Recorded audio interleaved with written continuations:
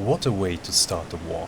Sinking an armed merchant of 8,000 tons as our first target. That is quite an impressive achievement. The men are talking about it all the time. They're ecstatic. But they didn't have to look through the periscope at the target, seeing the panic crew run towards the lifeboats. As we departed the area, I said a short prayer for those poor souls on that ship. I do hope that another ship arrived soon to rescue them. Otherwise, in these heavy waves, their chances would be very bad. Our submarine is too small to take any survivors on board. Due to our proximity to the English coast, we cannot linger around and perform rescue operations. The risk of enemy aircraft or of enemy destroyers is just too high. But despite these sombering thoughts, I can't help but feel an immense satisfaction at having sunk that ship. 8,000 tons that won't be used to transport war materials for Britain's war against Germany. If we can keep sinking them fast enough, we will force Britain to the negotiating table and we will end this war.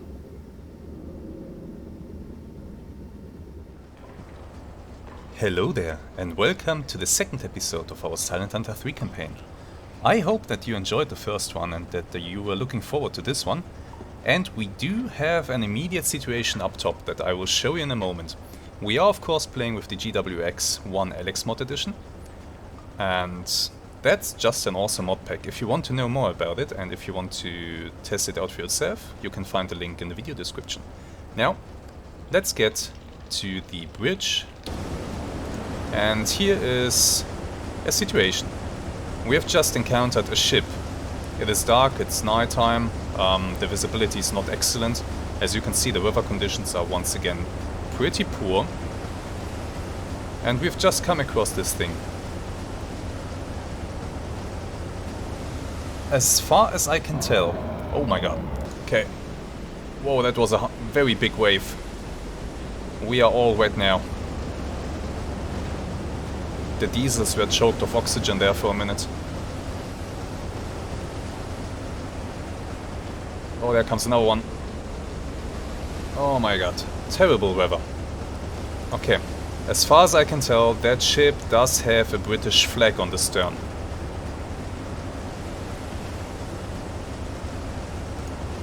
Yeah, I think it has a British flag on the stern. Now, what I do not know at this point is if that ship is also armed. I don't know that. We will have to check. Because here's the thing. This campaign that we are playing it with historical rules, basically. And at this point in the war, we have the... Let me just enable the interface here. Okay, yeah. At this point in the war, it is the 9th of September 1939, and we are obliged to follow the rules established by the London Naval Treaty. And that means we have to follow these prize law rules. You won't be able to read this on YouTube. I can barely read it myself, but this is an additional mod that I'm using and that I edited a bit to make it compatible with the OneAlex edition of the GWX mod. It basically adds real-life orders, standard operating procedures, convoy attack procedures, and torpedo procedures, so that you can always do what was historically required by the submarine crews. Targeted attack restrictions at this point in the war.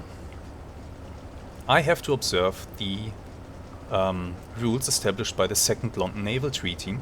That means I cannot simply engage and sink any merchant that comes across my path.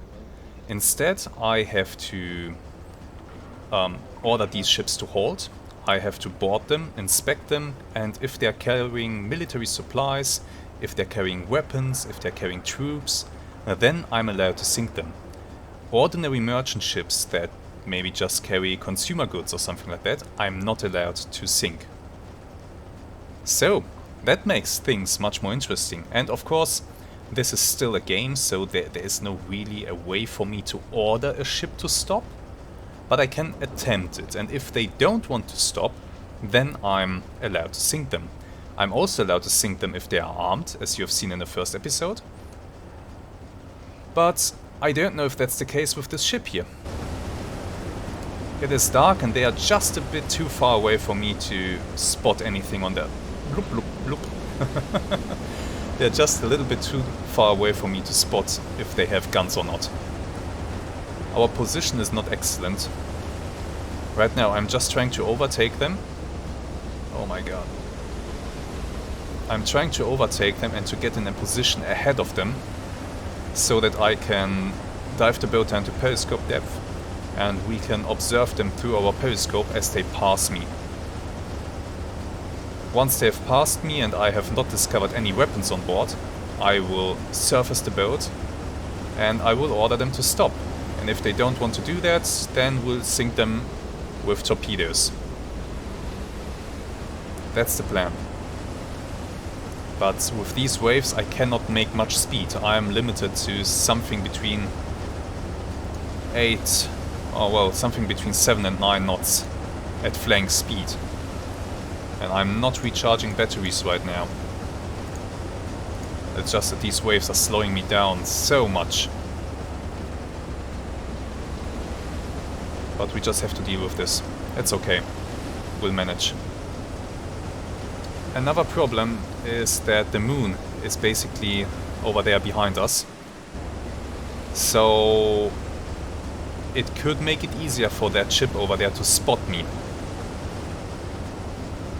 Let me show you what I mean. If we take the free camera here and we go over to this ship, and if we look that way over there, then all that we can see from the height of this bridge is basically a dark mass of waves, of sea. But if we look this way, you see the reflection of the moon on the water. And anything that is over there would stand out in stark contrast. So I have to be very careful not to be in on that bearing. Ideally I have to switch the sides. I have to get onto the other side of this ship. Now I didn't look if he is armed or not, so I still don't know. And I won't. Because that might influence my decision-making process. And I don't want that. Okay. It will take some time for me to get into a forward position. So until then, I'll cut the video here and I'll get you back in on the action once we have done that. See you soon. Welcome back. The situation is not improving. I have been following this guy for a long time now. The moon is gone, so that's good. But we are simply not gaining on him. The weather is dropping our speed so much that we can do, I think, about 8 knots on average. And I think that's also his speed that he's doing. So we are simply not gaining on him. I have a decision to make now. Do I abandon this attempt? Or do I turn in and close in the distance with the risk that he's carrying guns? That's a real risk. If he's carrying guns and we are steaming right into his arms, that could be bad. But at this point, I think it's the only thing that we can do. So let's close the distance. Neuer Kurs 87. We'll intercept.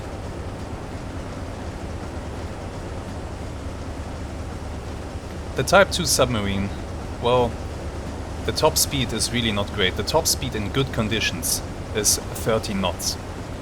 If you compare that to a Type 7 submarine, that one can do about 16 knots. Nicht genug Besatzung an den Dieseln, Herr Kaloin. Yeah, now my engine crew is getting tired. Let's get the officer back in. By the way, this is something that distinguishes Silent Hunter 3 from Silent Hunter 5. I received a lot of questions about why I want to play another Silent Hunter 5 campaign, why I want to play a Silent Hunter 3 campaign instead of another Silent Hunter 5 campaign. Because, yeah, Silent Hunter 5 is newer and looks better, to be honest. And Silent Hunter 5 with the Wolves of Steel mod is certainly a decent game. However, even fully modded, Silent Hunter 5 engine-wise, is flawed by design. And there are still so many things wrong with that game. So many things that flat out don't work, that are full of bugs, features that are basically, that have been there in the previous games but are missing from Silent Hunter 5 and cannot be modded in. Like, for example, crew management. And it's really, really annoying that this is the case. Because I would love nothing more than to play a really good modern subsim. But Silent Hunter 3 with the GWX mod pack, and in my humble opinion, the OneAlex Edition is a very, very awesome way to play this game. It's just better. It's flat out just better. More features, better AI, because the AI in Silent Hunter 5 can be described at best as serviceable. Airplane AI in Silent Hunter 5 is completely broken. Here, in Silent Hunter 3, airplanes are a real danger to your submarine, as they should be. Even if you dive, the airplane will still drop bombs at your last known position. In Silent Hunter 5, as soon as you're below the surface, the airplane forgets about you. That's just one example. And here, here we have crew management. I can move my crew around the stations as they are required. And I have to make sure that I always have men on the stations that are not completely tired out. Okay, here we have some that I could exchange.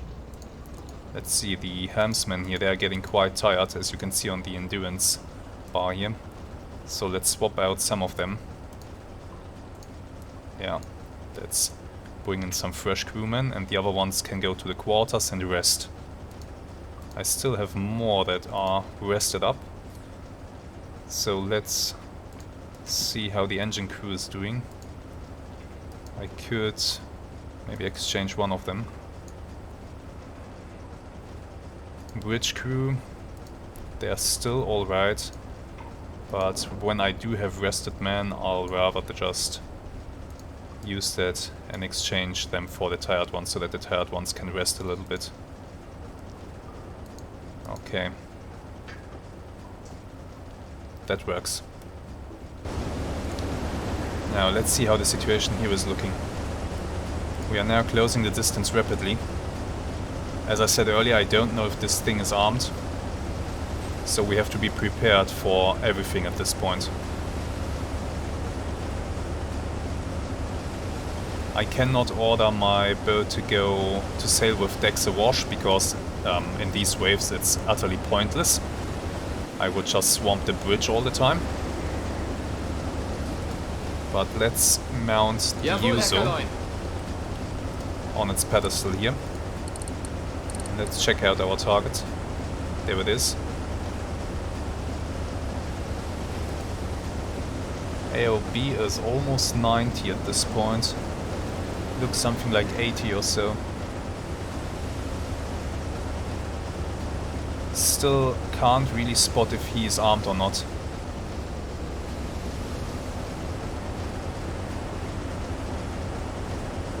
But let's set up everything that we do know. So if I have to fire at him, I will once again fire 2 torpedoes. Let's set it up like this. Torpedoes 1 and 3. The torpedoes will be fired with a depth setting of 7 meters, I think is alright. Magnetic detonators. Dispersion 2 degrees. Everything else I'll leave it as is for the moment. Although the speed we can estimate at 8 knots. Based basically on previous observations while we were trying to overtake him at an average speed of 8 knots, and we were simply not able to do it.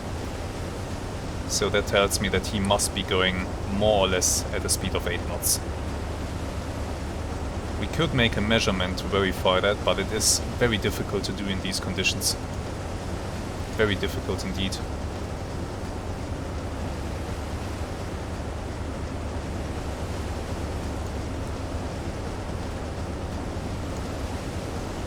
His length I'd say something... yeah, that should be about 150 meters in length. So we can try to make a speed measurement with the OER clock. And I'll do that in a moment. Look at this, by the way. The user stays pointed in the direction where I looked last. In Silent Hunter 5 this thing always points forward. Another thing that differentiates these games. We'll keep an eye on this guy. First of all, we want to make sure if we want to know if he's armed or not. And second of all, I want to know his true course, so I will keep a close eye on him and I'll see at which point exactly we have an angle on bow of 90 degrees. For those of you who are new to Silent Hunter, what is the angle on bow? Let me explain this. Although I'll not explain it like this. The angle on bow is basically the angle at which he can see us from his bridge. So if we reverse the situation, our angle on bow to him is basically, if we look here through the binoculars, you can see 310. So our angle on bow to him is 50 degrees port side, because he's looking at our left bow. Now, if I look at him like this, his angle on bow is almost 90 degree starboard side. And the angle on bow is one of the target information data that we need to set up a shot. So I could already do something like this. That should be more or less accurate right now.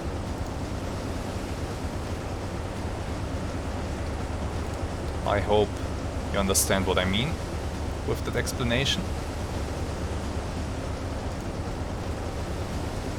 And we'll just continue to close the distance until we can say for sure if he's armed or not.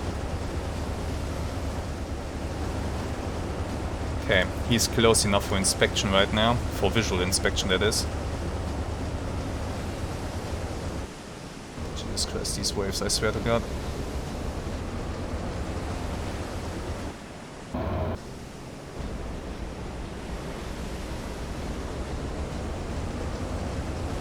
This submarine is just so slow. Come on, give me a clear picture on this guy. Okay. I still can't... Are those guns? I'm not sure if I see anti-aircraft guns. No, I don't think those are anti-aircraft guns. I think those are just ventilation stacks. But I thought I saw a gun in between. There's a gun platform in the back, but it's empty. And this thing is totally running away from us if we are not careful here.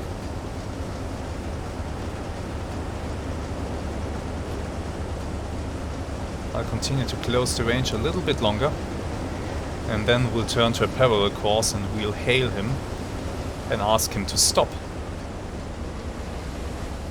Okay, he has noticed us. He's making evasive maneuvers. So, we have come close enough for the target to notice us, and he's making evasive maneuvers right now. And if he's making evasive maneuvers, that means he's fair game. Slow down the boat. Turn in towards him. Neuer Kurs 9-7.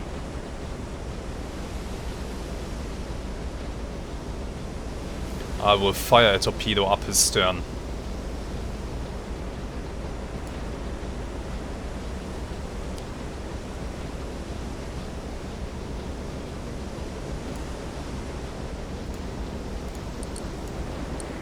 Let's prepare everything. Speed 0. I will fire this by sight. We'll fire one torpedo. Depth 7 meters is okay. Tube 1. No, let's use tube 2. Open the tube. He is sailing into our crosshairs. Fire. Torpedo away. Let's hope this works. Let's actually watch that torpedo. There it is. There it is. Torpedo is racing towards the target.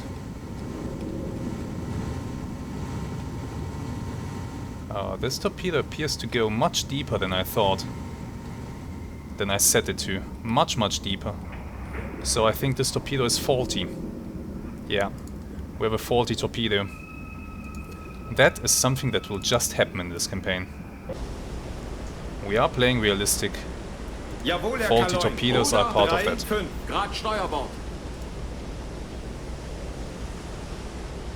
Let's try another one. Jawohl, Herr Kaloin. Neuer Kurs 111. Jawohl, Herr Kaloin. Ruder 0 Grad. Let's go back to our optics here. Torpedo 1. Let's fire that one a bit more shallow. Just in case. Yeah, the torpedo just detonated. That was a faulty torpedo. And he's sailing into my crosshairs. Is he turning? He's okay. He's getting there. Fire. Let's watch this torpedo then. These waves, yeah, you can immediately see the difference. This torpedo is much closer to the surface. The other one had a faulty depth-keeping mechanism. Oh, I don't know if this one will hit actually. He might be going faster than I anticipated. The target, that is. But although this looks alright, however, torpedo might be set too shallow this time. No. Detonation. It worked. We have a detonation. Target hit.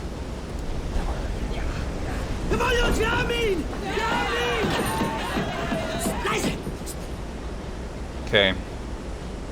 That worked.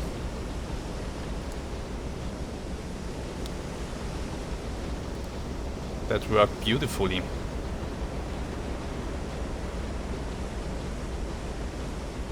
Let's continue on this course. Jawohl, Herr Kaloin. Full speed ahead. Let's get out of the area.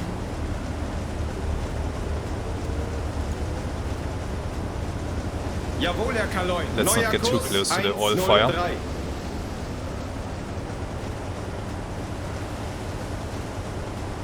Yeah, the sun will come up pretty soon and then we will have to worry about planes. So I want to be well away from this position when that happens. Not sure if he's going down yet, I don't think he is. But in these weather conditions, he won't be able to last for very long. Not if he's on fire and has a big gaping hole in his side. He's not gonna do it for very long. Let's do some nice cinematic shots here.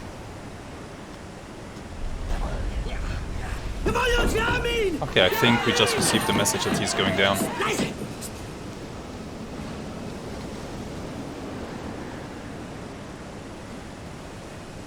And he was indeed British, thankfully.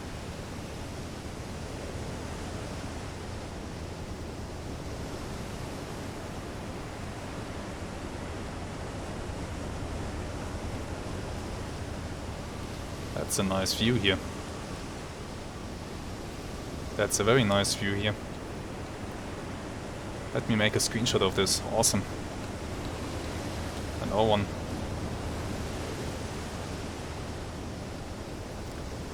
Really great.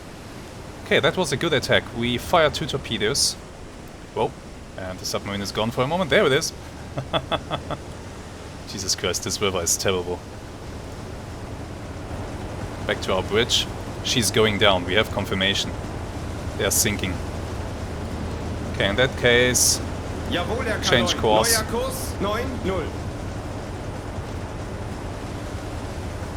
Let's go east. Out to sea, away from the coast. We'll slow down a little bit. because we've been straining our diesels very hard for the last 2 hours, I think. That's not healthy for them. We'll go this way for now, and as soon as the sun is up, I think we will dive and maybe remain below the surface for the day. Oh, they are shooting up distress flares.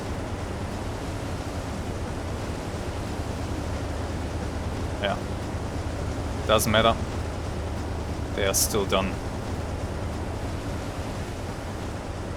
Whoa. More water. So, at this point, we only have one more torpedo on board. Let's take a quick look at our inventory. Yeah. Only one more torpedo. I have a decision to make now. Do I find a target for this torpedo or do I return home? I think we'll stick around and we'll find another target.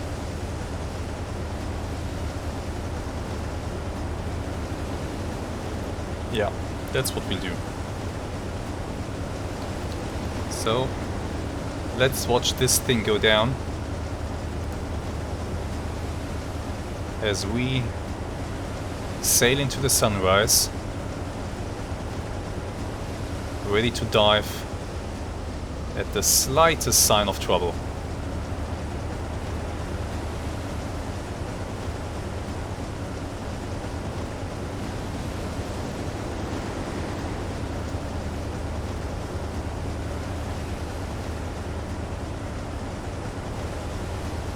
They are going down.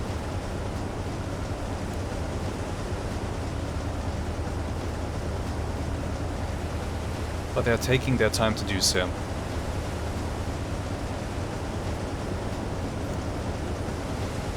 Look at this huge column of smoke here, clearly marking their position. It's good that the sun isn't up yet, so I don't think airplanes are already starting. However, they will do so soon. It is now almost 5 o'clock local time. I think that within the next hour the sun will be up and airplanes will be able to fly. And by that moment I want to be very far away from here.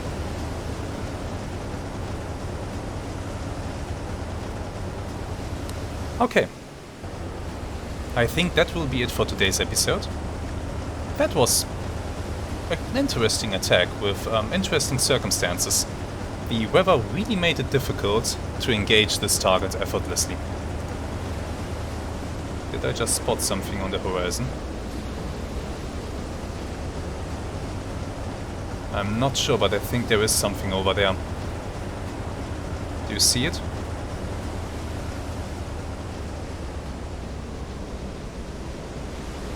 Looks like a sail, to be honest. Might be a sailing boat.